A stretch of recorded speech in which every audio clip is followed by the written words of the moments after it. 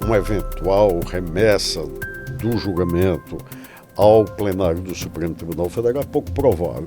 Acabei de fazer a minha interligação do esgoto. Vixe, interligação? Pra quê, homem? Xiii, vai dar ruim. Sabia que a falta de ligação de esgoto é uma das maiores causas de doenças e poluição? Se não tiver esgoto ligado à Cagesse, o que sai da sua pia e do seu vaso vai largando sujeira e mau cheiro por onde passa. Verifique se a sua rua já tem rede e, se tiver, faça a ligação de esgoto. Esgoto. O trato é ficar ligado. Cagesse e Governo do Ceará.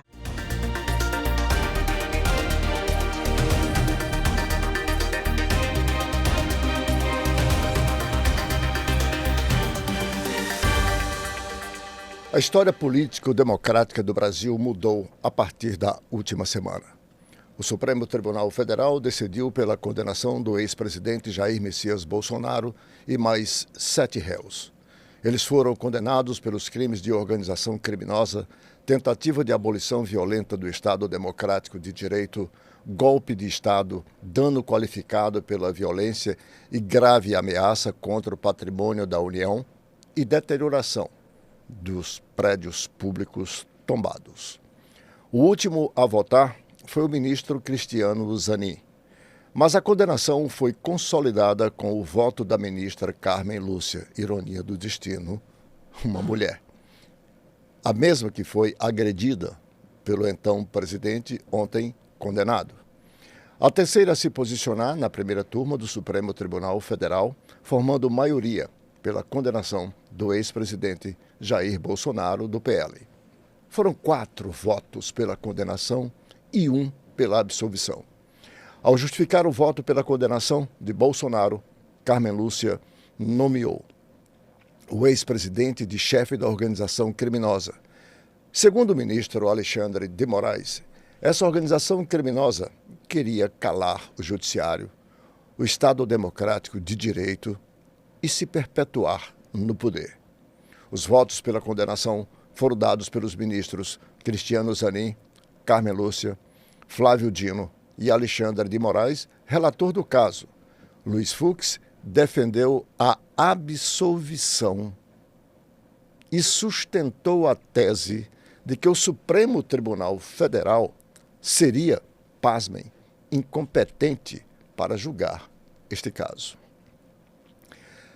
Ainda na definição da dosimetria das penas, este é o resultado. 27 anos e 3 meses para o regime fechado de Jair Messias Bolsonaro. Mauro Cid, tenente-coronel, ex-ajudante de ordens de Jair Bolsonaro, colaborador, portanto, através de delação premiada, pegou 2 anos de reclusão em regime aberto, restituição de seus bens e valores, extensão dos benefícios também da colaboração para o pai, a esposa e a filha maior. As ações da Polícia Federal também foram incluídas para garantir a segurança do colaborador e seus familiares. A pena foi estabelecida em seu acordo de colaboração premiada. Braga Neto, general de 4 estrelas da reserva, ex-ministro da Casa Civil e da Defesa, teve como pena 26 anos em regime fechado. Anderson Torres, o ex-ministro da Justiça e ex-secretário de Segurança Pública do Distrito Federal, aquele que fugiu no dia 8 de janeiro, pegou 24 anos de regime fechado. Almir Garnier, almirante e ex-comandante da Marinha, 24 anos de reclusão. Augusto Heleno, general da Reserva e ex-chefe do Gabinete da Segurança Institucional, GSI, 21 anos em regime fechado. Paulo Sérgio Nogueira, general da Reserva, ex-ministro da Defesa, 19 anos. Alexandre Ramagem, deputado federal, ex-diretor da Agência Brasileira de Inteligência, ABIN, 16 anos, 1 mês e 15 dias. É a primeira vez que um ex-presidente é condenado por tentativa de golpe de Estado, a história do país. Mas tramas golpistas como essa, articulada por Jair Bolsonaro e seu grupo, não são nenhuma novidade na história brasileira, como veremos a seguir. Antes de iniciarmos essa edição do Observatório, nós vamos chamar aqui a sua atenção para um vídeo em que faz uma breve retrospectiva mostrando como a impunidade pode ser um incentivo para a perpetuação de tramas golpistas. A nossa história é toda formada por golpes, um seguido do outro. E os que tentam o golpe, ou melhor, aqueles que tentaram o golpe e nunca receberam quaisquer punições, sempre retornaram e tentaram novamente outra articulação. Por isso é preciso que tenhamos a perfeita noção do entendimento sobre o posicionamento firme do STF em punir os golpistas, sabotadores da pátria e da vontade do povo brasileiro. Vamos assistir, portanto, este vídeo, que ele é muito didático daquilo que nós vamos discutir a partir de agora em Observatório com os nossos dois convidados, professores Martônio Montealverde e Emetério Neto. Vejamos o vídeo. Deixa eu apresentar a vocês ao tenente Augusto Tasso Fragoso e o capitão Hermes da Fonseca. Em 15 de novembro de 1889, os dois trabalharam num golpe militar que derrubou o gabinete, o governo do primeiro-ministro Visconde do Ouro Preto. Não aconteceu nada com nenhum dos dois. Hermes da Fonseca comandou uma tentativa de golpe em 1922. Tasso Fragoso entrou no gabinete do presidente Washington Luiz em outubro de 1930. Estava armado, um revólver na mão, e o derrubou. Naquela tentativa de golpe de 1922, foi preso o tenente Eduardo Gomes. Conseguiu um habeas corpus, desapareceu. Voltou a tentar um golpe em 24, sumiu de novo. Quem participou com sucesso do golpe em 1930? Eduardo Gomes. Quem estava entre os conspiradores que tentaram derrubar Getúlio Vargas em 1954? O brigadeiro Eduardo Gomes. Em 1937, o capitão Olímpio Mourão Filho inventou do nada um plano comunista para conquistar o país. Era falso. Foi a desculpa para o golpe naquele ano. O que aconteceu com ele? Nenhuma punição, nada, nunca. Quem botou tanque nas ruas para derrubar João Goulart em 1964? Olímpio Mourão Filho, agora general. O tenente Arthur da Costa e Silva, que participou da tentativa de golpe em 1922, foi preso, aí anistiado. Tomou parte do golpe de 1930, virou general. Tomou parte do golpe de 1964. Em 1966 virou ditador. O major Haroldo Veloso, esse tentou liderar um golpe contra Juscelino Kubitschek em Jacareacanga, 1956. O tenente-coronel João Paulo Bournier liderou outro em Aragarças. JK não fez nada com os dois. Não foram sequer processados. Estavam entre os golpistas de 1964. Olha, quem tenta golpe não é punido na história do Brasil, sempre volta. A gente vai continuar ignorando o que diz a história? O preço da anistia hoje é um golpe de sucesso amanhã. Entenderam? Entenderam a história do Brasil? Detalhe, essa retrospectiva que a nossa produção conseguiu pensar aí das redes sociais, eu fiz questão de exibir logo na abertura do programa, para que nós, vocês internautas, vocês que nos seguem nas redes sociais, tenham uma exata noção do que representou essa decisão do STF na semana que passou. Não pela punibilidade dos envolvidos apenas, que era necessário, mas pelo que isso representa para uma sociedade pretensamente moderna, democrática, com várias interrupções, como a gente mostra nesse vídeo.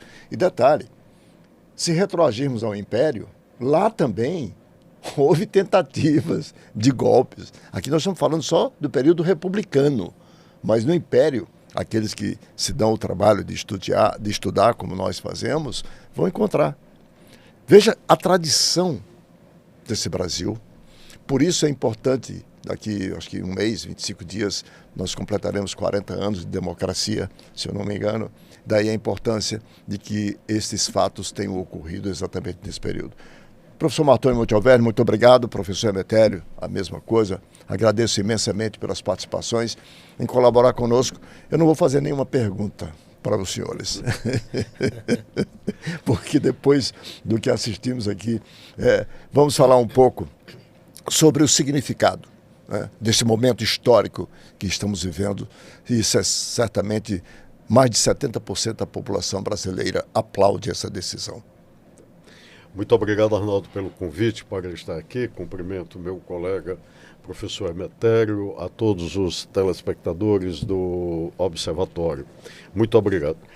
A primeira observação que eu gostaria de fazer é como você diz, Arnaldo. Na semana passada, salvo engano, alguns grandes veículos de comunicação internacional, de orientação perfeitamente liberal, falaram que o Sul Global daria um exemplo de manutenção de uma democracia de adultos, se referindo especificamente a esse julgamento pelo Supremo Tribunal Federal. O primeiro aspecto que eu vejo é exatamente esse que você fala. O Brasil, através dessa construção da jurisprudencial do Supremo Tribunal Federal, dá um exemplo, uma transformação da recepção de um conceito que já era antigo na teoria constitucional e na teoria política, que é o conceito de democracia defensiva. Isso vem de muito tempo, mas na modernidade, falamos aqui, depois de 1945, que são mecanismos institucionais previstos na lei com o devido processo legal e que possibilitam a democracia de defender a si mesma. Por quê? Porque o exemplo da primeira metade do século XX, principalmente, demonstrou que nós tínhamos constituições fantásticas, com reconhecimento de direitos, com ampliação de direitos políticos e econômicos, como a Constituição Mexicana de 1917, como a Constituição de Weimar da Alemanha, ou como a Constituição de outros países. Mas essas constituições, diante de ameaças, pereceram. Apareceu, então, a possibilidade, começou a discussão de dizer como nós podemos garantir essa própria, como a democracia, com os elementos democráticos, pode defender a si mesma. Então, o que o Brasil fez hoje, esse acerto de contas com o devido processo legal, esse acerto de contas dentro das regras do jogo, observando a ampla defesa, o contraditório e os recursos inerentes à ampla defesa, é um exemplo único que nós tivemos. Portanto, a minha primeira observação é nesse sentido. O Supremo Tribunal Federal dá uma contribuição inusitada, na verdade, nesse sentido, para o constitucionalismo e a teoria política daqui para frente. Isso, para mim, é algo de uma relevância a ser destacada, porque veio exatamente, isso não veio da Europa, não veio dos Estados Unidos, o contrário. Os Estados Unidos fizeram o contrário. Tanto é que determinados intelectuais que estiveram aqui no Brasil disseram isso. O Brasil está dando exemplo para os Estados Unidos. Né? A posição dos Estados Unidos, principalmente do presidente Trump atualmente, foi de perdoar aqueles que tentaram destruir a democracia e de continuar incentivando isso. O Brasil fez o contrário. Aliás, então, minha primeira observação, Arnaldo, é nesse sentido, que é um aspecto, como você disse, um aspecto positivo para a democracia brasileira. Desde o Império, tem uma falácia de dizer que o período imperial foi estável. Nós tivemos o golpe da abdicação, nós tivemos o golpe da maioridade, nós tivemos o golpe do regresso, nós tivemos depois o golpe contra o Gabinete Ouro Preto, contra todos esses. Então, essa instabilidade permeia. Na verdade, na República, a mesma, semelhante, claro. A repetição histórica é sempre contraditória, não é linear, é mais complexa do que o que a gente quer. Mas eu penso que, nesse sentido, o julgamento foi positivo. No primeiro olhar, por este aspecto, fixou bases teóricas, bases de orientação jurisprudencial até então inexistentes. Isso é um motivo de celebração para nós. Professor Emetério Neto, eu queria também ouvi-lo nessa perspectiva aqui, conforme bem já introduziu aqui o professor Martônio Monte Alverne. Sei do seu cuidado, sobretudo na área de processo penal. Esse foi um julgamento, né, que envolveu vários aspectos do direito, inclusive o direito penal, propriamente dito. Queria a sua percepção. Perfeito, Arnaldo. Gostaria de desejar bom dia, cumprimentar também o meu querido colega e amigo professor Martônio. Um prazer muito grande estar aqui no Observatório pela primeira vez para tratar de um tema da maior relevância e também da maior atualidade. Como o professor Martônio estava falando, essas instabilidades, o professor Martônio estava falando agora no Império, eu lembrei da dissolução da Assembleia em 1823 e a outorga da Carta Constitucional de 1824, portanto, realmente remonta ao Império os problemas do Brasil, de tentativas de golpes.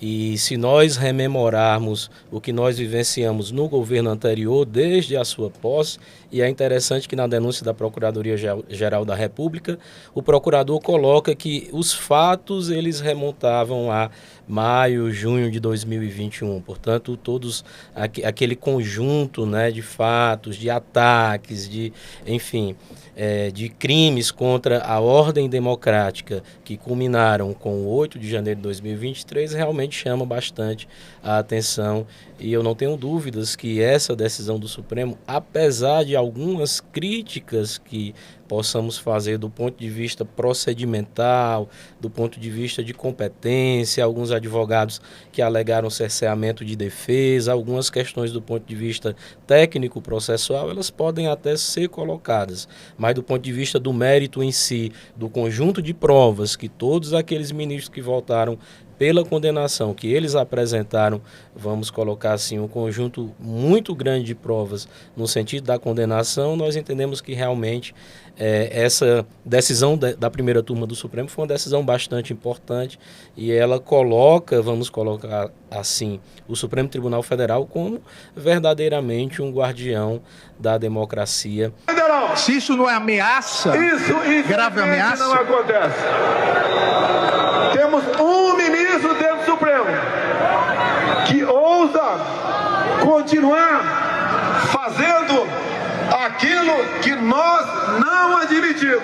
Logo, um ministro que deveria zelar pela nossa liberdade, pela democracia e pela Constituição, faz exatamente o contrário.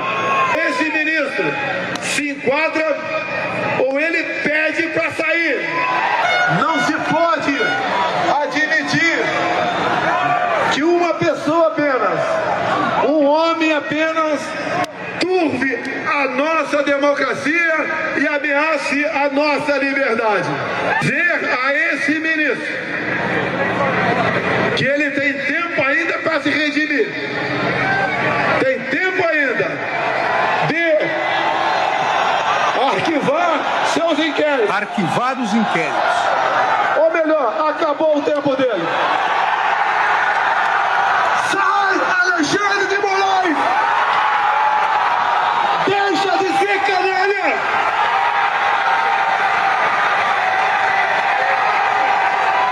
Deixe de oprimir o povo brasileiro! Eu pergunto, e obviamente é uma pergunta retórica, e aqui foi dito corretamente nesse plenário da primeira turma, que o que nós decidimos aqui vale para todos os tribunais e todos os juízes do país. Algum de nós aqui, o nosso eminente decano, algum de nós permitiria e afirmaria que isso é liberdade de expressão e não crime, se um prefeito, numa cidade do interior, mediante milhares de pessoas, insuflar o povo contra o juiz da comarca, dizendo que não vai mais cumprir decisões do juiz da comarca? Nós aqui placitaríamos isso? Qual o recado que nós queremos deixar para o Poder Judiciário brasileiro? Qual o recado? Qual o precedente? Me parece que essa figura, eu vou tratar no meu voto, é uma coação institucional, que me parece própria dos crimes contra o Estado Democrático de Direito. Então, coagir uma instituição para que se arquive algum inquérito, para que se arquive um processo, isso é inadmissível e faz parte dos crimes contra o Estado Democrático de Direito. Ou seja, é um crime não contra o Alexandre de Moraes, um crime contra o Estado Democrático de Direito, um dos poderes, o Poder Judiciário. O professor Martônio colocou muito bem a questão da democracia defensiva, ou seja, o Supremo Tribunal Federal se colocar como um tribunal que protege a democracia. Nós temos o direito penal, o direito processual penal, que muitas vezes não tem os instrumentos suficientes para tanto. E aí nós tivemos algumas decisões do Supremo, uma decisão em que o ministro Luiz Edson Fachin foi o relator, que ele reconheceu ali a legalidade dos inquéritos policiais tramitando no Supremo, e exata e precisamente sob a perspectiva de uma democracia defensiva. Então nós temos aí toda essa situação e todo esse conjunto de decisões, de manifestações do Supremo, culminando com essa decisão mais recente da condenação do ex-presidente Jair Bolsonaro, e se coloca, portanto, o Supremo Tribunal Federal como um guardião da democracia no Brasil. Do meu ponto de vista, essa decisão no mérito, ela merece sim os nossos aplausos, não há dúvida quanto a isso. Minutos após a proclamação das sentenças que foram apresentadas pelo presidente da primeira turma, o ministro Zanin, o presidente americano tweetou, se dizendo surpreso, surpreso com a decisão, incomodado, e o seu secretário de Guerra, de Defesa, não sei, Marcos Rubio, secretário de Estado, Marcos Rubio, ameaçou, disse que o governo americano não se calará diante dessa decisão. Martoni, qual é a sua percepção?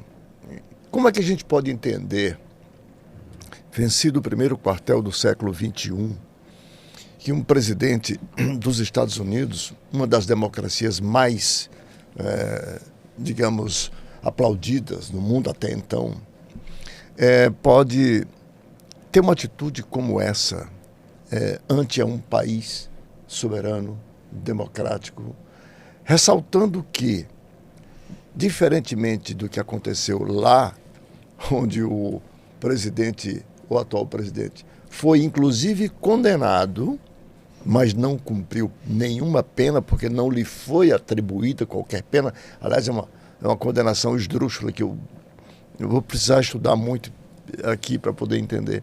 Qual é a sua percepção? O que leva...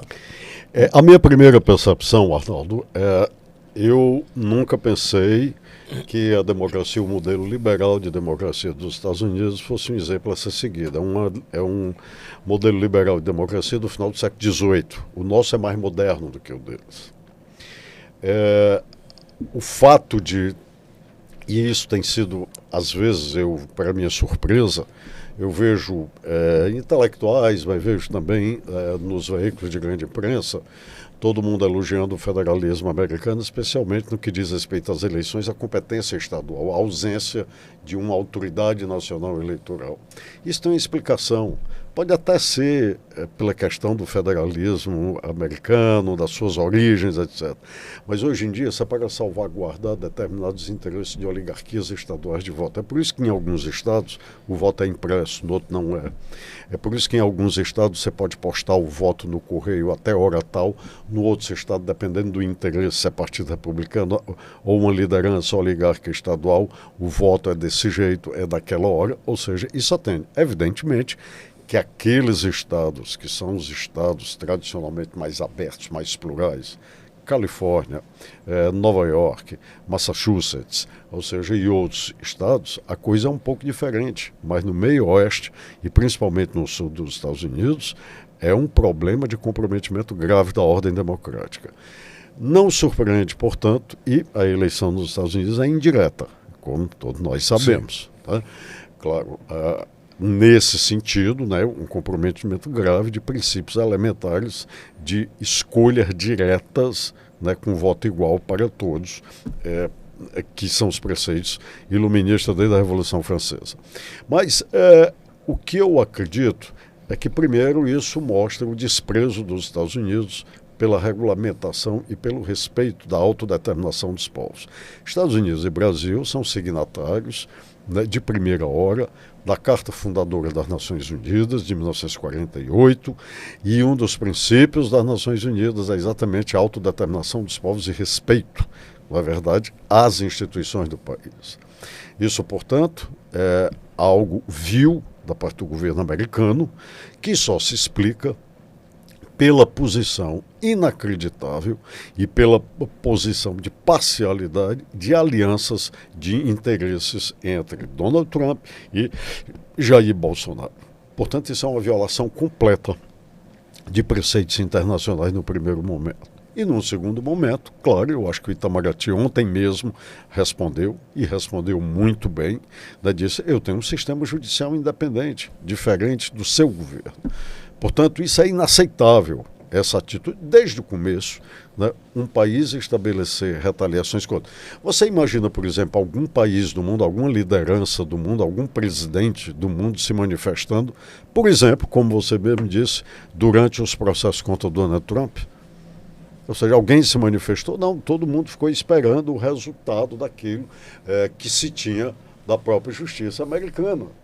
E como é que agora um presidente, uma institucionalidade dos Estados Unidos se achando o direito de vir dar opinião, de se manifestar, de pressionar, na verdade, a institucionalidade de separação de poderes democrática brasileira? E mais do que isso, punir cidadãos brasileiros, como o ministro Alexandre de Moraes e como outros, como o ex-ministro da Saúde e familiares, pelo fato de terem simplesmente cumprido o que a Constituição brasileira determina. Nada além disso.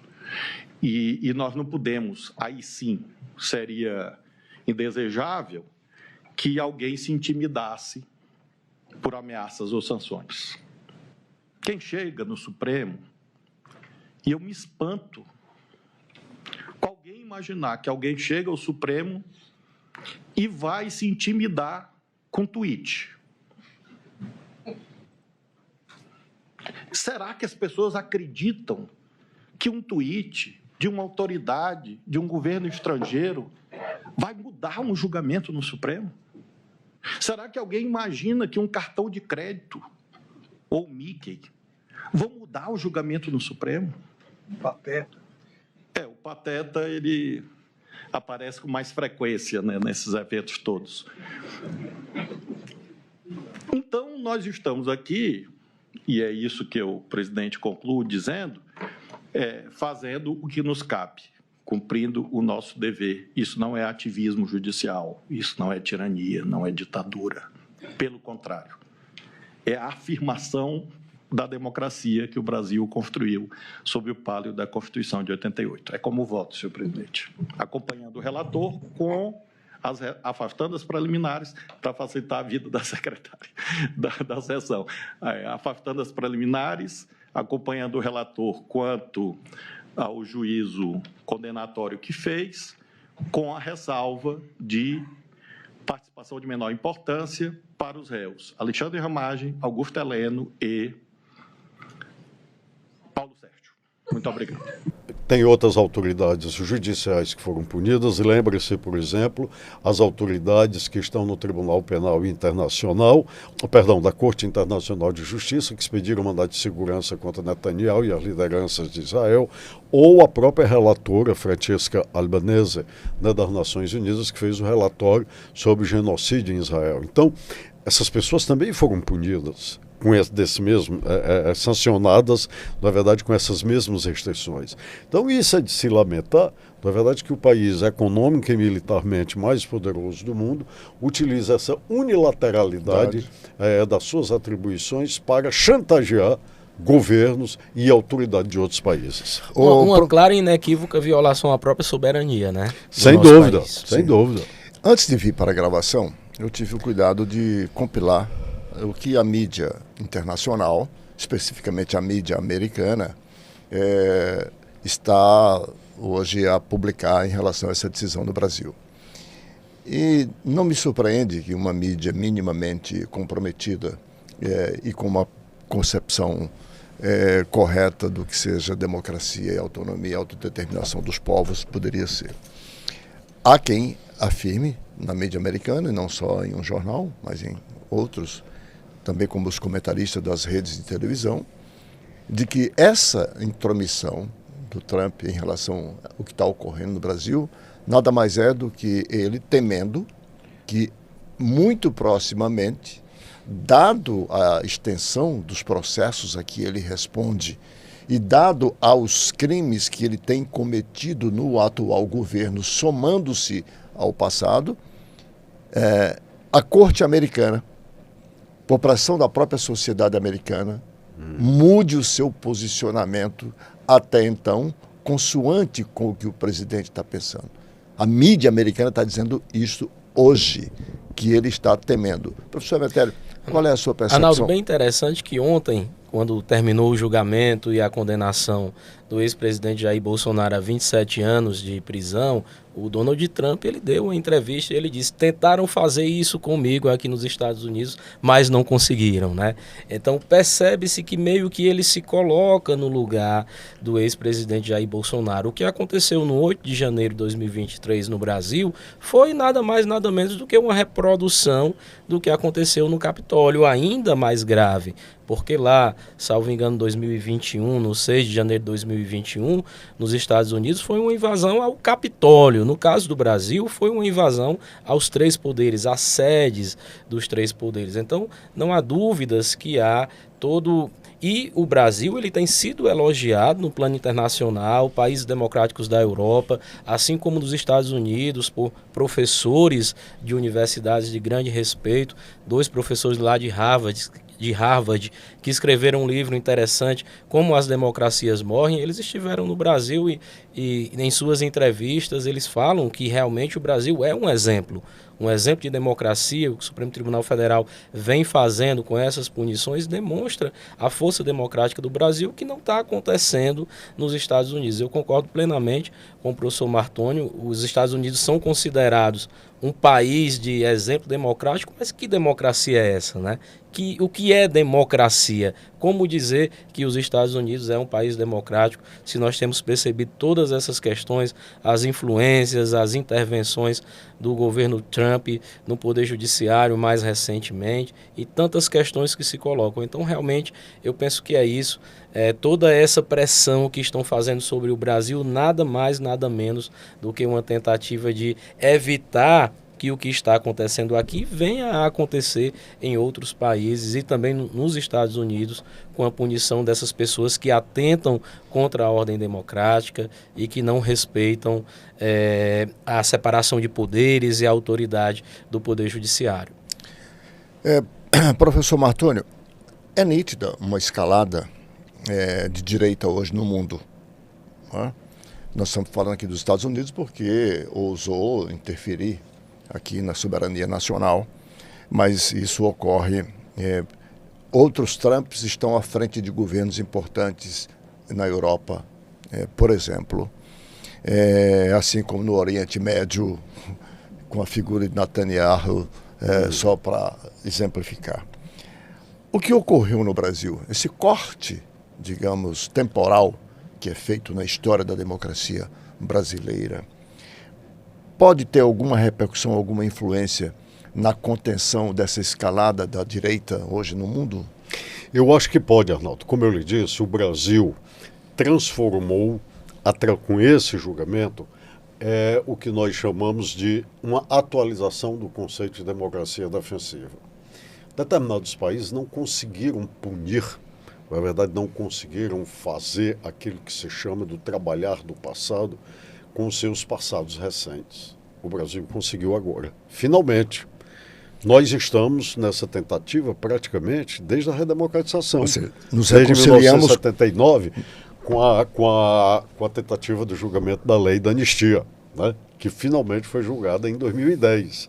Então, nós estamos nessa peleja, né, pela consolidação da democracia, né, porque só há paz quando há justiça. Só há a conciliação quando há a observação às regras do jogo, às regras da democracia. E nós conseguimos fazer isso agora. Então eu acredito que, por exemplo, alguns países na Europa que estão enfrentando esse perigo, nós temos o caso da Hungria, nós temos o caso da Polônia, mas nós temos o caso da Alemanha também, nós temos o caso de Portugal, da Espanha, na verdade, onde esses agrupamentos ameaçam essa institucionalidade, e cada vez mais. O que há aqui no Brasil, Arnaldo, né? E que é uma certa diferença de outras sociedades, mas isso é interessante, porque apesar dessa realidade aqui no Brasil, né, nós conseguimos fazer isso, e os europeus não conseguiram. Nós não temos aqui uma direita que se chama civilizada. Eu não posso falar de uma direita civilizada que compare Jair Bolsonaro a qualquer outra pessoa. O editorial do jornal Estado de São Paulo na eleição de 2018 é emblemático. Uma escolha muito difícil. Você tinha uma pessoa que defendia tortura e você tinha uma pessoa, um candidato no máximo social-democrata, que era Fernando Haddad, que defendia apenas a estatalidade que nós temos. E um jornal, como o Jornal Estado de São Paulo, dizer que se trata de uma escolha difícil, isso é inaceitável. Eu queria só lembrar aqui um aspecto para você. Todo mundo aqui lembra o atentado que houve contra aquele jornal francês Charlie Hebdo. Na verdade, claro. No dia, 2, 3 dias depois, as lideranças europeias fizeram uma passeata em Paris de apoio a favor do laicismo do Estado, a favor da pluralidade de pensamento, etc, etc. O presidente da França era François Hollande, a chanceler da Alemanha era Angela Merkel. Pois muito bem, tem a foto de todo mundo lá, de braços dados, isso aí para todo mundo ver. Quando se anunciou essa manifestação, Marine Le Pen, ou seja, a fascista do então Front Nacional francês, anunciou que Angela Merkel, de direita, da direita alemã, União Democrata Cristã, mandou um recado e disse: se ela lá estiver, eu não estarei. Aqui há uma diferença. Ela é fascista, eu sou de direita liberal. Que é a direita civilizada que você... Estabeleceu a diferença. Né? E realmente Marine Le Pen não foi para outro lugar. Tá? Mas lá, com as autoridades, com os governos, de esquerda, François Hollande, foi do Partido Socialista. Sim. Na verdade, David Cameron era do Partido Conservador, Angela Merkel era da CDU. Isso, mas mesmo com essa realidade, os europeus ainda não conseguiram resolver isso. E nós, sem essa direita civilizada aqui, na verdade, conseguimos fazer isso. Então é um momento de muita felicidade, eu diria até de celebração do Brasil. Né? E você, Emetério, pensa assim como o professor Martônio, acha que nós poderemos, de alguma forma, ou melhor, nós contribuímos de alguma forma para conter essa escalada dessa direita que está hoje? Eu não sei se para conter a escalada, mas eu acredito que essa decisão ela é uma resposta, né? Uma resposta muito forte.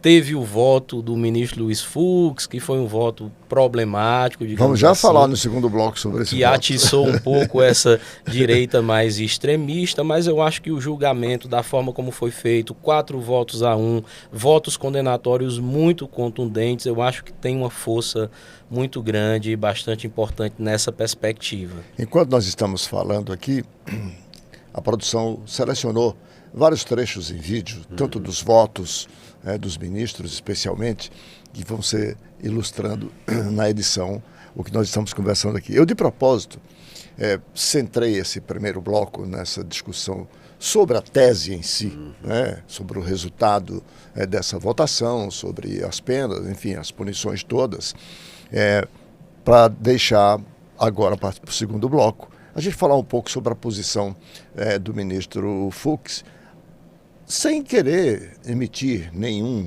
juízo de mérito, mas apenas com base nas suas contradições, decisões anteriores e decisão agora. Nós vamos fazer um rápido intervalo, não sem antes lermos aqui uma nota de utilidade pública da CAGES, porque nesse instante nós estamos vivenciando um dos momentos mais importantes na vida do Brasil, eu diria assim, que é em relação à ampliação do saneamento básico, o marco regulatório de saneamento e tal. E a Companhia de Água e Esgoto do Ceará lançou, na última semana, o projeto Baobá, com o objetivo principal de reduzir as perdas de água na distribuição, bem como o projeto que busca otimizar a eficiência operacional e comercial da companhia. Além de, claro, estar engajada e tentando fazer isso também junto à sociedade na conscientização sobre o uso da água de forma racional, sobretudo, para que se possa então ter uma certa segurança hídrica aqui no estado, aliado a outras medidas que a companhia vem tomando, como, por exemplo, a construção da primeira planta de dessalinização do Brasil, que deverá iniciar ainda esse ano. Eu vou fazer o nosso primeiro intervalo e já voltamos com o Observatório.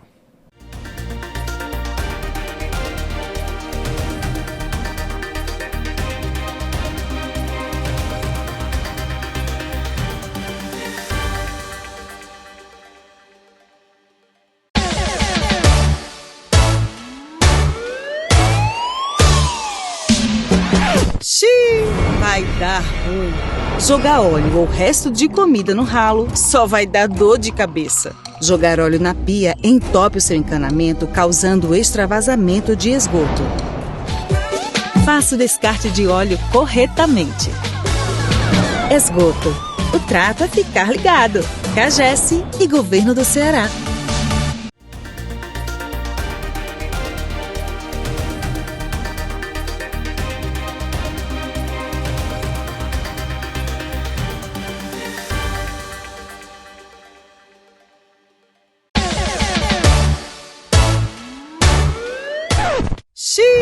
Vai dar ruim. Lixo no vaso sanitário é problema na certa.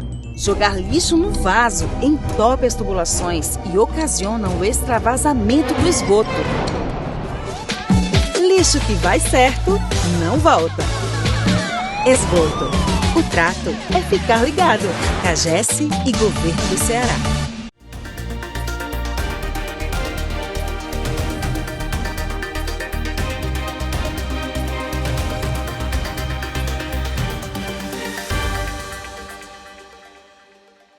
Estamos de volta com o segundo bloco do Observatório, hoje discutindo essa decisão do STF, processando, julgando e punindo com base o que uma democracia preconiza, que é exatamente a garantia do direito de defesa, né, amplo processo legal, enfim, algo que só é possível na democracia.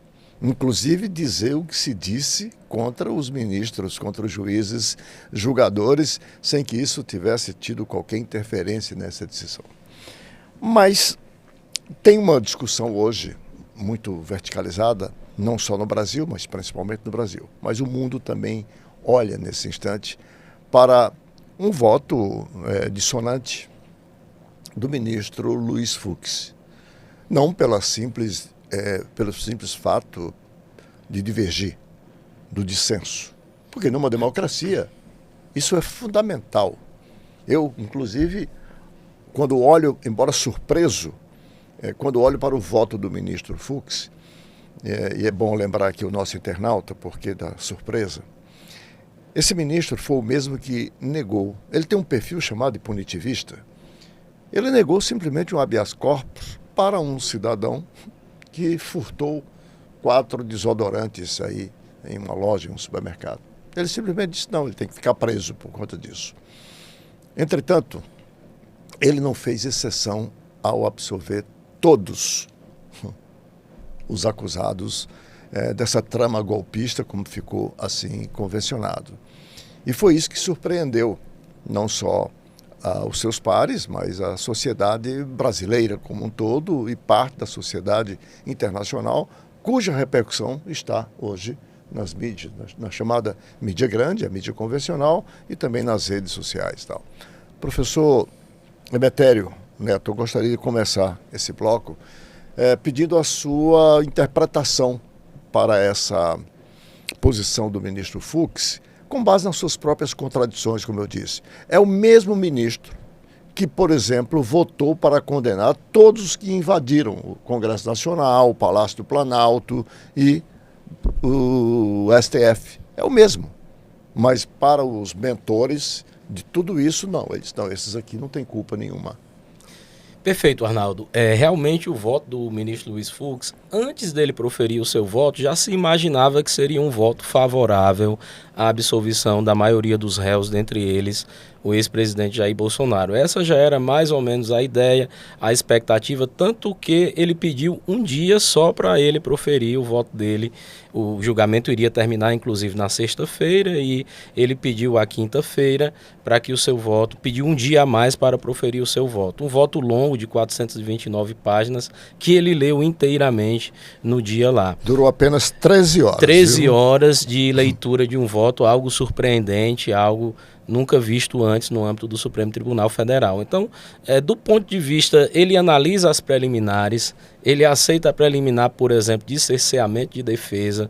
Segundo ele, os advogados não teriam tido acesso às provas dos autos e isso ele não costuma fazer. Ele é um magistrado bastante duro, como você muito bem colocou, punitivista, digamos assim, do perfil mais punitivista, e nesse caso ele surpreende quando ele acolhe preliminares que ele não costuma acolher no seu dia a dia como julgador, e também considerando que ele, como ministro da primeira turma do Supremo, já havia julgado vários outros mais de 400 ações penais em que ele condenou pessoas que invadiram ali a sede dos três poderes e condenou pelos crimes de abolição violenta do Estado Democrático de Direito e tentativa de golpe de Estado. E nesse julgamento ele surpreende, ele coloca questões técnicas que ele não havia colocado em suas decisões anteriores, ele entende que os crimes não são independentes, ele entende que a tentativa seriam atos meramente preparatórios e ele também desconsidera a alegação de organização criminosa da Procuradoria-Geral da República. Portanto, um voto contraditório em si mesmo, e o que mais surpreendeu a comunidade jurídica, e eu tenho certeza que também os seus colegas de primeira turma e também os demais ministros do Supremo, foi ele ter absolvido o considerado líder da organização criminosa e ter condenado o seu subalterno.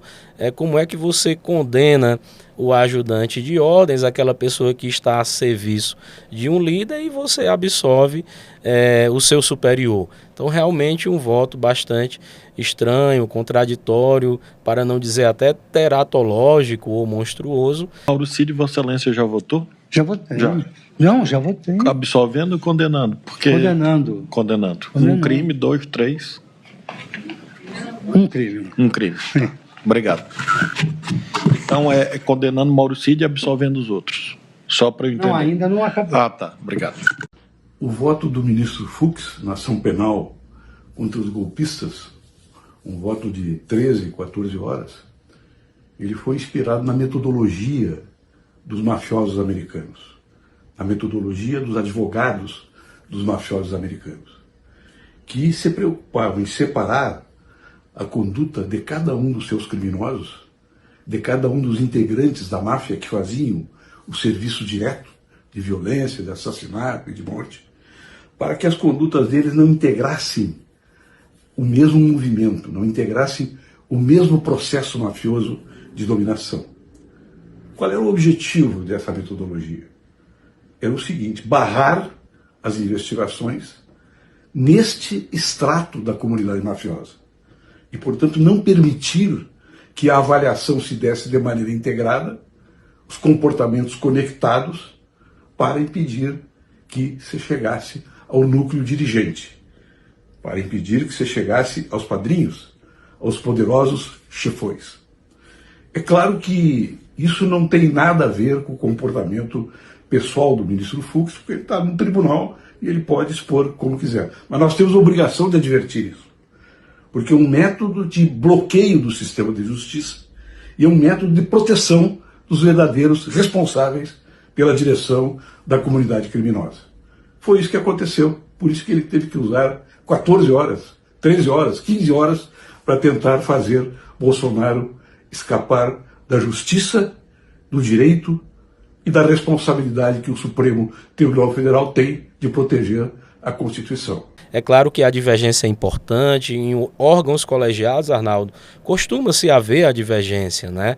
Um órgão plural, ministros muito capacitados, de alta competência técnico-jurídica, e é comum que haja divergências, mas da forma como aconteceu, da forma como o voto foi colocado, que contraria o entendimento do próprio ministro e também que contraria o voto em si mesmo contraditório nas suas próprias premissas, não há dúvida que esse voto ele chamou bastante a atenção de toda a comunidade jurídica e foi um voto surpreendente, não por ele ter absolvido, não há problema quanto a isso. O problema foi ele ter absolvido da forma como ele colocou o seu voto e também considerando o seu perfil, que é tudo, menos um perfil garantista. Esse mesmo ministro ele foi nomeado à época do Mensalão e ele disse que iria entrar no Supremo para resolver toda a questão de alguns daqueles acusados, notícias da mídia à época, e ele condenou todos, né? Ele entrou com o propósito de, em alguma medida, resolver algumas questões de alguns dos implicados, e naquela época mesmo ele mostrou que não é o ministro de perfil garantista, muito ao contrário, o seu perfil é bem punitivista. Professor Martoni, que leitura você fez aí com... A primeira leitura é de que o argumento, né, bastante usado por apoiadores de Jair Bolsonaro, e eu me refiro não somente aos apoiadores políticos, mas intelectuais, jornalistas, etc., de que nós temos uma ditadura. Se nós tivéssemos uma ditadura, o ministro Luiz Fux talvez não tivesse a liberdade, não é, para divergir como divergiu. Disse que o Emetério dá 13 horas de voto, um dia só para a leitura do seu voto e a explicitação das suas divergências, que são perfeitamente legítimas. A análise de que qual o fundamento dessas divergências é outra coisa, né? Ou seja, que chamam a atenção exatamente pelo fato do ministro Fux divergir do próprio ministro Fux. Ou seja, daquilo, a sua trajetória de orientação jurisprudencial. Por isso que eu chamei de contradição em si mesmo, né? Partir. Perfeito. O primeiro ponto, o ministro Fux recebeu essa denúncia.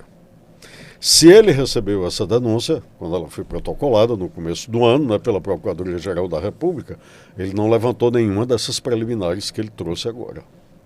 Segundo, essas mesmas preliminares, na verdade, não foram objeto quando ele votou pela condenação de vários daqueles que estão presos e que tentaram destruir a democracia e o patrimônio físico dos poderes, né? Então, nós já temos aqui objetivamente estes fatos. Relativamente ao que ele fala da incompetência do Supremo Tribunal Federal e da mudança, é bom dizer que ele faltou em dizer um detalhe no seu voto. A maioria para o novo entendimento... É verdade que durante a história do Supremo sempre tem uma oscilação, né, entre sobre a prerrogativa de foro. Questão da prerrogativa de foro. Desde os anos 60 até atualmente. Mas a decisão que foi tomada agora, em março de 2025, ela já havia formado a maioria em abril do ano passado. Já se sabia, portanto, que o Supremo ia decidir desse jeito. Somente sacramentou em março de 2025, depois do oferecimento da denúncia, claro. Mas desde abril do ano passado, já se sabia que assim seria procedido. Portanto, isso é uma questão, né, que eu acho interessante que o ministro não mencionou.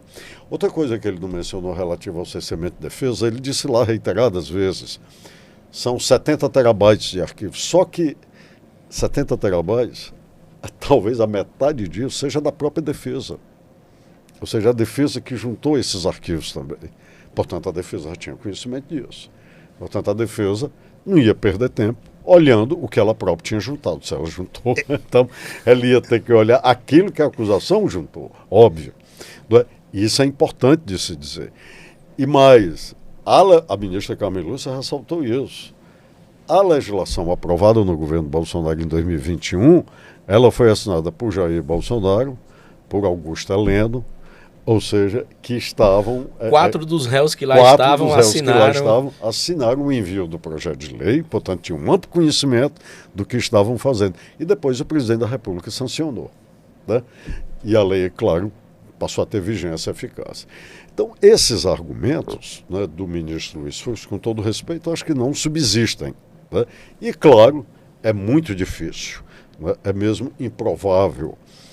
E eu acho que o ministro Fux, no futuro, terá que se explicar sobre isso, que me parece o ponto central, como o professor Emetério falou. Eu absolvo o chefe e condeno o ajudante de ordens, condeno o seu chefe de casa militar, o seu ministro da defesa, etc, etc. Então, candidato a vice-presidente. Candidato, né, a vice-presidente, isso é muito difícil de acreditar. Então, essas pessoas estavam agindo sem o conhecimento da maior autoridade da República e do comandante em chefe das Forças Armadas, que é o presidente da República, né? Agora, outro ponto, na verdade, que o relator deixou claro da prova deste envolvimento, foi a especificação do plano Punhal Verde. O ministro Alexandre de Moraes exibiu o passo a passo com um documento impresso na sede do governo, no Palácio do Planalto. Isso é muito grave, Arnaldo.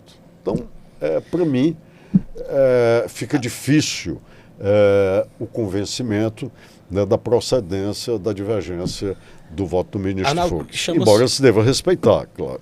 Chama só a atenção porque a denúncia, ela coloca um comando, ou seja, o chefe da organização criminosa que tentava abolir o Estado Democrático de Direito é o ex-presidente, segundo a denúncia, Jair Bolsonaro.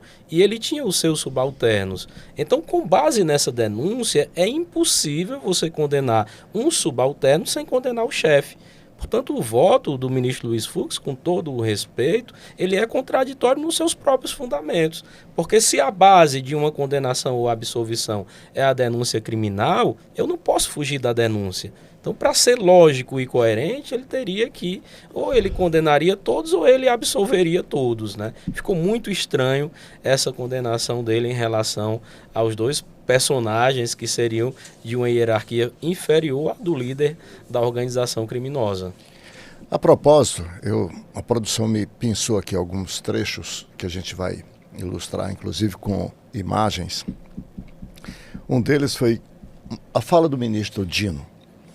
Ele diz assim: disse que espera que o julgamento seja um check-up da democracia. Que era golpe de Estado, foi passado, e o professor Newton Minhoto ensina bem isso, fala-se em golpe de Estado, em que o Cícero, nas catilinárias, quando Catilina tenta chegar ao poder, ele fala-se em golpe de Estado, mas antes era uma questão política. Com o Estado de direito, todo mundo tendo que se submeter ao direito, governantes e governados, precisa-se, portanto, de passar para o próximo degrau histórico. É uma questão de direito. Logo, se quem atua no golpismo não é incriminado nem punido, é o que o Vitor Hugo dizia.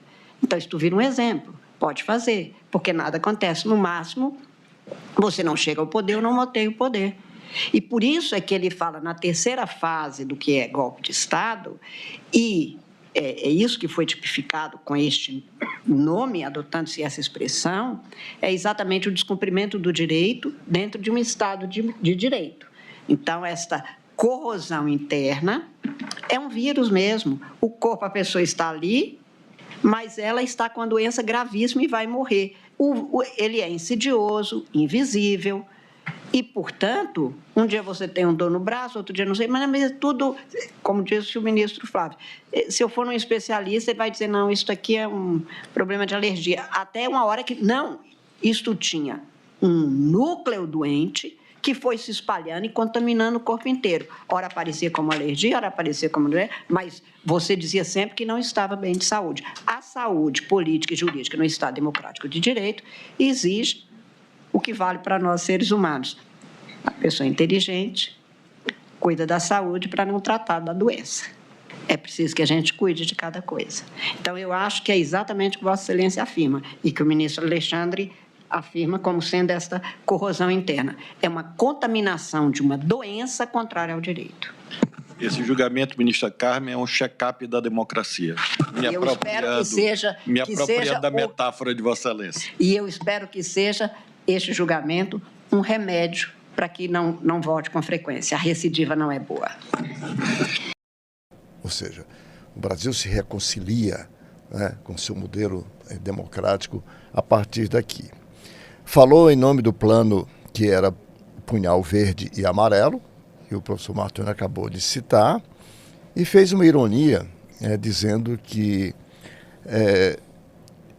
era uma tentativa de pressão americana. Será que um tweet de uma autoridade americana, pergunta o ministro Dino, vai fazer com que um ministro ou a Corte de Justiça brasileira mude o seu posicionamento em relação a isso? O Supremo, quer dizer, ou um cartão ele brincou, do Mickey ou do Pateta, quer dizer, virou piada, né, em certos momentos. Isso para mostrar a tranquilidade com que os ministros estavam, enfim, se posicionando, dada a convicção que eles tinham ali em relação a esse problema. Sobre as alegações do ministro Fux, que vocês acabaram de mencionar aqui, tem outro texto também que eu acho que é importante. Ele fala sobre a competência do STF para julgar o caso. O volume de documentos, os tais, quantos terabytes? Segundo o ministro, 70 terabytes. Mas talvez a metade ou mais disso tenha sido juntado pela própria defesa. Defesa, exatamente. Defesa essa que alegou, inclusive, que não teve tempo por conta desse volume. E sem falar que muitos desses documentos são irrelevantes para o caso. Não estavam na denúncia do procurador. Não diziam respeito à hipótese acusatória, né? Chamou a atenção também o fato de quando, no primeiro dia de julgamento, quando houve uma parte do ministro Dino ao relator, ao ministro Alexandre de Moraes, e o ministro Luiz Fux, em seguida, interferiu na conversa, protestando, reclamando que havia um acordo entre eles, numa sala ao lado do plenário, para que os ministros, na hora do seu voto, não fossem interrompidos, não fossem aparteados, né? Houve até uma ironia bem fina. O ministro Alexandre, mas foi eu quem concedeu a parte, foi ao ministro Dino, não foi ao senhor. E o ministro Zanin disse, eu autorizei porque o relator permitiu, então não tinha porquê. Ali, no dia seguinte, o ministro Fux provou por que ele estava com essa preocupação, porque ele já sabia do que ele ia fazer. Há, inclusive, conversando com muitos, que não com ministros, mas com advogados experientes lá no Superior Tribunal, diz que esse voto longo que ele fez, com essas, enfim, contradições todas, visava, inclusive, acham alguns, tumultuar aquela sessão, para que houvesse realmente protesto dos seus colegas, e aí não se sabe qual seria o desfecho final de tudo isso. Tamanha a estranheza dessa posição do ministro Fux em relação a isso. Eu queria colocar para vocês, nós já estamos nos encaminhando para o final do programa, a partir de agora, quais são os desdobramentos? Porque o senso comum pensa que foi condenado, já vai para a cadeia. E não é. Tem agora, abrem-se os prazos, a defesa vai ter como apresentar os recursos. Como só teve um voto contra divergente, que foi do ministro Luiz Fux, tivesse 2 votos, aí abriria possibilidades de outros recursos. Explicam isso processualmente, professor Emério. Arnaldo, muito interessante a sua pergunta, e muitos alunos também me perguntam a respeito disso. E ontem eu estava também em uma entrevista e o repórter me perguntou, uma vez condenado, já é preso de imediato? E a resposta é não.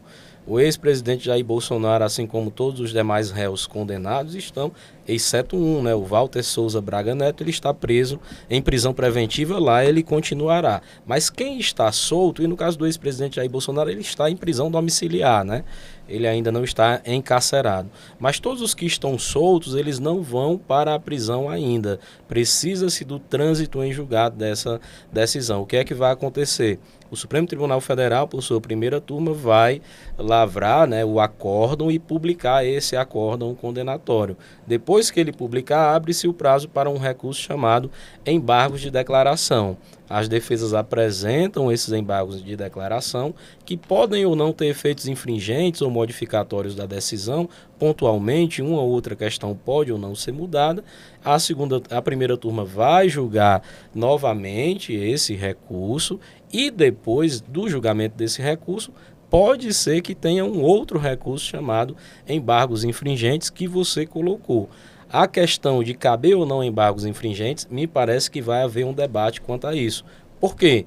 Porque o regimento interno do STF ele não estabelece essa questão dos 2 votos favoráveis em havendo uma condenação. Nós tivemos o voto do ministro Luiz Fux e nós temos um precedente de 2018, à época, formado por ministros que hoje não mais estão no tribunal. Então, me parece que as defesas ainda irão tentar esses chamados embargos infringentes, que, se forem admitidos, submeterão o caso ao plenário do STF. Portanto, é uma questão que ainda não está totalmente definida, mas tudo indica que vai ser encaminhado o resultado final como sendo o que foi proferido nessa decisão condenatória. Mas ainda vamos ter algumas questões jurídico-processuais que serão levantadas pelas defesas. Professor Martório. Eu acredito também, claro, ele não, o ex-presidente Jair Bolsonaro, ele cumpre a prisão domiciliar, no meu entendimento, devidamente fundamentada pela reiterada prática de algumas medidas já cautelatórias que foram tomadas antes, a prática de violar essas medidas, né? Então, o que vai acontecer? O tribunal publicará o acórdão da condenação. Daí, claro, cabem os embargos infringentes, como disse, aliás, podem ser intentados os embargos infringentes, os embargos de declaração ou de declaração com efeitos infringentes, na verdade, nesse sentido. Eu creio que os embargos infringentes para uma eventual remessa do julgamento ao plenário do Supremo Tribunal Federal é pouco provável, porque o Supremo já entendeu que para que houvesse cabimento destes embargos com esta intenção de rediscutir a matéria no pleno do tribunal, teria que haver uma divergência de 25% da turma, que não houve, só houve uma divergência. E, nesse caso, o Supremo não tem admitido embargos infringentes. Então, eu acho que vai ficar mesmo nos embargos de declaração, onde a defesa, que é seu direito da ampla defesa com os recursos a ela inerentes, como está na Constituição, e que os golpistas tentavam destruir e que agora utilizam para o seu benefício, deve ser assim, não há nenhum problema, é a realização do Estado Democrático de Direito. Eu acho que vai haver alguns embargos de declaração para que o tribunal esclareça este ou aquele ponto que a defesa julga omisso ou contraditório. Depois disso, né, eu acho que aí pode-se começar, do trânsito em julgado, da publicação, pode-se começar, né, o cumprimento da pena. Então, eu acho que isso se estenderá mais, pelo menos, até outubro. É verdade, até que se dê o início do cumprimento da pena. O que é outro aspecto que vai abrir, no meu entendimento, até onde eu posso ver, pelo cenário de análise. Sim, né? sim. Eu acho que vão, em razão da situação de saúde do ex-presidente, vão ser apresentados laudos médicos, que talvez na prisão ele não tenha as condições de saúde que necessita. E eu lhe digo com toda tranquilidade, se laudos médicos atestarem isso, se uma eventual perícia médica do próprio tribunal atestar isso, ele deve permanecer mesmo na prisão domiciliar. É direito dele. Até porque o Estado tem a obrigação também de cumprir, de garantir a integridade física. Correto. De novo, ele será beneficiado de uma legalidade que ele quis destruir. Bom, essa é a ironia. Essa é a ironia. Essa é a ironia. Se o general Braga Neto, se o almirante Garnier, se o deputado Ramagem, ou Mauro Cid não, porque vai cumprir em regime aberto, né? Se o ex-general Paulo César, etc., se eles tiverem essas condições, deve ir para domiciliar.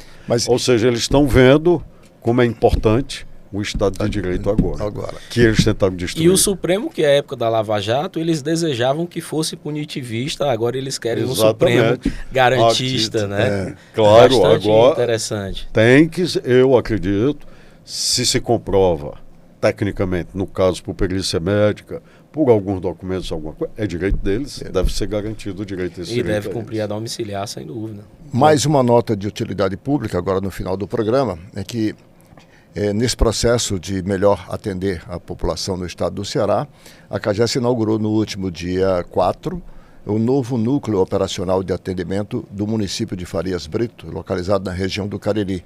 O projeto teve investimento de quase R$500 milhão e conta com uma estrutura moderna e ampla para melhor atender aos seus usuários. Eu quero agora, no final do programa, pedir aos senhores que façam as suas considerações finais, depois dessa discussão, desde já agradecendo aqui a riquíssima colaboração que ambos trouxeram aqui para os nossos internautas no esclarecimento da discussão, na percepção de todos esses fatos. professor Emetério. Arnaldo, uma satisfação muito grande poder ter participado do seu programa, do Observatório, ao lado do professor Martônio, que é professor de todos nós. Dizer que realmente esse julgamento do Supremo é emblemático e ele traz um farol positivo, né, para o Brasil, para a nossa democracia. Como eu falei no início, poderíamos até criticar, nada nessa vida é perfeito, portanto esse julgamento do Supremo também não é um julgamento perfeito. Tem as suas falhas, evidentemente que tem, mas eu acho que no plano geral esse é um julgamento que atendeu de certa forma as garantias constitucionais fundamentais, houve efetivamente provas que levaram à condenação e eu acho que é uma resposta à democracia brasileira que a torna mais sólida, mais consistente e que reafirma a separação de poderes e, sobretudo, a independência do Poder Judiciário. A nossa jovem democracia já não é mais tão jovem assim, que já vai completar 40 anos, a maturidade já bateu a porta. Ela tem a cada episódio, professor Martônio, reafirmado a sua solidez. Nós tivemos 2 impeachments, nós tivemos momentos de grandes mobilizações, podemos questionar aí o segundo impeachment, se foi ou não, isso aí até hoje é uma discussão, mas o fato é que foram testes. E tivemos agora a tentativa de golpe e, mais do que isso, tivemos a resposta do judiciário pelas vias democráticas, o que é, ao meu sentir, uma reafirmação, um reconciliar-se com o passado democrático, um tanto quanto penoso, digamos assim. Sem dúvida, Arnaldo, como eu lhe disse, eu creio, para mim, o aspecto mais significativo desse julgamento é esta nova formulação de uma orientação jurisprudencial, e eu repito, no nível mundial, que o Supremo Tribunal Federal elabora. Isso é muito importante. Ou seja, nós agora podemos avançar e colocar o nosso constitucionalismo, a nossa teoria política brasileira de elaboração de intelectuais brasileiros, porque tem os ministros, pessoal, o ministro Alexandre de Moraes é professor, a ministra Carmen Lúcia era professora da Pontifícia Universidade Católica de Minas Gerais, não é verdade? Ou seja, o próprio Luiz Fux, professor da Universidade do Estado do Rio de Janeiro, e outros que lá estão, Gilmar Mendes, Ricardo Lewandowski que esteve, mas vale dizer, tem essa também atividade acadêmica e intelectual. Então eu creio, viu, Arnaldo, que o Supremo Tribunal, a jurisprudência brasileira aliada a essa sadia reflexão democrática, ela dá um exemplo e estabelece com isso, até onde eu posso ver, um novo patamar do nosso constitucionalismo. Com essas colocações, a gente finaliza o observatório de hoje, agradecendo aqui ao professor Emetério Neto, ao professor Martônio Monte Alverne, a você assinante. Lembrando a você que não deixe de se inscrever em nosso canal, seguir as redes sociais, Observatório com Arnaldo Santos, ou então Arnaldo Santos 1303. A todos, muito obrigado e fica o convite para o próximo observatório. Até lá.